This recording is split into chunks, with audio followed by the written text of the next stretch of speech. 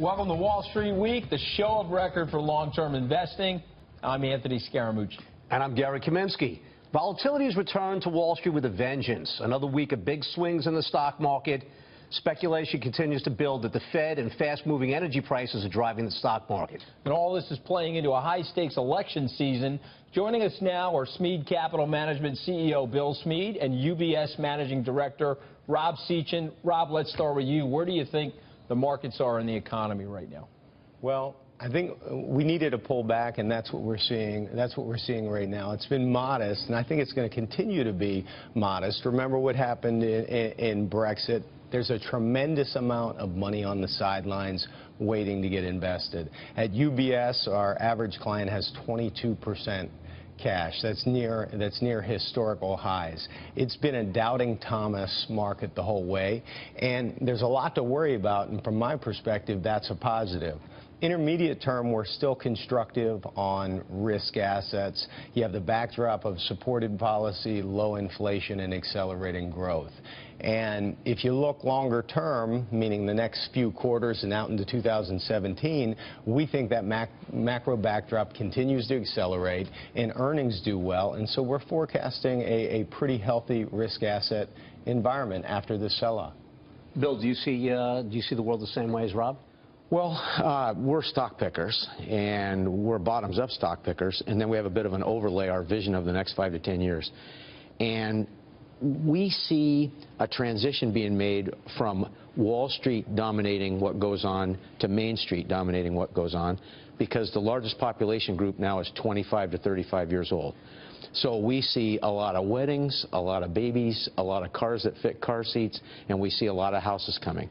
The percentage of homes for sale divided by U.S. population is so low compared to the last 33 years, it's almost off the charts. It's a 5 standard deviation event. So I love hearing people say things like, we're concerned about a recession. Well, the reality is, until housing kicks in, you haven't started the economic recovery yet. So the bizarre thing, you probably read this week that people at the low end are seeing better pay increases. You just wait till carpenters, plumbers, and electricians are in demand like they're going to be the next 5 to 10 years. The most popular major at most state colleges and universities right now is computer science, and in 5 or 10 years, carpenters are going to be making more money than software engineers. It sounds like Bill is the most optimistic of any guest we've had that we've had in the last several months on the economy. But it dovetails into an interesting question, because I was with Alan Meltzer, the legendary economist, yesterday, who was Reagan's last Council of Economic Advisor. He said the Fed has lost some level of credibility here now. Right. So you think that they'll try to regain some credibility here in September with a rate hike? Well, again, we don't spend very much time trying to figure those things out. But I will say this. Millennials will set interest rates for the next 10 to 15 years. What that means is everyone's wondering when rates are going to go up. Well, the only way rates can go up is if the money gets demanded. Right. And the largest population group has yet to demand money. They haven't bought a house yet. People below 35, 15% of them bought a house. In prior generations, that number would already be 35 or 40%. When did you buy your first house? We were, let's see, 1983. I was 25 years old. When did you buy your first house?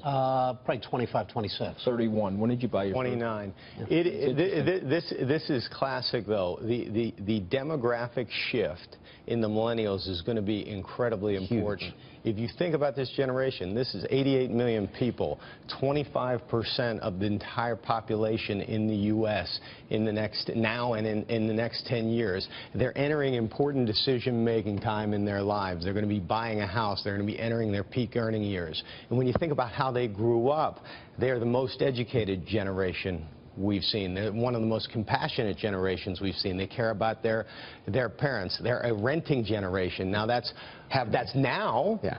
When they transition, what does that mean from a household formation standpoint? Going to sell off, though. Well, no. We were looking for a modest pullback. We were a little overbought. I do not think we're going to sell off. We're constructive on risk. What's a pullback, like 5%? 5%. I don't think you're going to see a massive sell-off. We're in a different place right now. Bill, don't confuse our optimism about what the millennials are going to do with optimism directly about the stock market. I understand. Because if you look at the positioning of most active managers, and then you look at the positioning of the S&P 500, the S&P 500 is way overweighted to computer science and not carpenters, plumbers, and electricians.